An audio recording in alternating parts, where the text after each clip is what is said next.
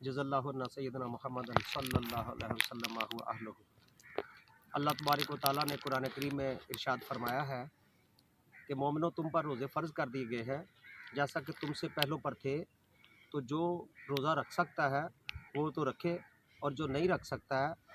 وہ اس کے بدلے میں اور دنوں میں بھی رکھ سکتا ہے، اور جو نہیں رکھ سکتا کسی مسکین کو کھانا بھی کھلا سکتا ہے اپنی جگہ پہ، اور اگر کوئی ایسا بھی نہیں کر سکتا ہے تو پھر بھی اللہ تبارک و تعالیٰ نے اس کے لیے کافی رعایت جو کہ سب کو پتہ ہے۔ المختصر جو بات میں عرض کرنا چاہتا ہوں وہ رسول اللہ صلی اللہ علیہ وسلم کا پیغام ہے کہ رسول اللہ صلی اللہ علیہ وسلم نے فرمایا کہ روزہ رکھو صحت پاؤ گے، تو روزہ ایک صحت ہے اور یہ جسم کی زکوٰۃ بھی ہے، اور فرمایا کہ رمضان میں نوافل کا ثواب فرض کے برابر اور فرض کا ثواب 70 گنا بڑھا دیا جاتا ہے، اور رمضان شریف میں شیاطین کو جکڑ دیا جاتا ہے اور وہاں تک وہ نہیں پہنچ سکتے جہاں تک کہ وہ عام دنوں میں پہنچ سکتے ہیں، اور رمضان شریف میں 70 گنا ثواب بڑھ جاتا ہے۔ یعنی اگر آپ عام دنوں میں ایک بار سبحان اللہ کہتے ہیں تو ایک بار کہنے سے زمین و آسمان کا خالی فاصلہ ثواب سے بھر دیا جاتا ہے، اور رسول اللہ صلی اللہ علیہ وسلم نے فرمایا کہ جو صبح کو اور شام کو 100 بار کہتا ہے سبحان اللہ، تو اس کے نامہ اعمال میں 100 حج کا ثواب لکھا جاتا ہے۔ تو عام دنوں میں ہم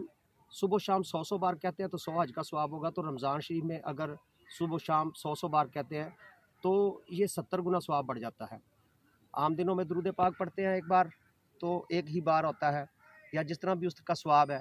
لیکن رمضان شریف میں ایک بار پڑھنے سے 70 بار ثواب لکھا جاتا ہے۔ یہ زندگی بڑی قیمتی ہے، تو یہ لمحے ہمیں دوبارہ نہیں ملنے، اس لیے کوشش کر کے رمضان شریف میں اس کا بھرپور طریقے سے فائدہ اٹھائیں، اور اپنے لمحات کو جو قیمتی زندگی ہے، قیمتی سانس ہیں، ان کو فائدے میں لائیں۔ اور اس رمضان شریف میں رسول اللہ صلی اللہ علیہ وسلم نے فرمایا کہ بدبخت ہے وہ شخص کہ جس کی زندگی میں رمضان آیا اور وہ اس میں اپنی مغفرت نہ کروا سکا، اور دوسرے مقام پر فرمایا بدبخت ہے وہ شخص کہ جس کے سامنے میرا نام لیا جائے اور وہ مجھ پر درود پاک نہ پڑھے، اور ایک مقام پر فرمایا ہے کہ بدبخت ہے وہ شخص کہ جس کی زندگی میں اس کو ماں باپ ملے اور ان کی خدمت کر کے جنت کو حاصل نہ کر سکا۔ تو اس لیے کوشش کریں کہ رمضان شریف میں بھرپور طریقے سے اپنے اللہ کو راضی کریں۔ وما علینا الا البلاغ۔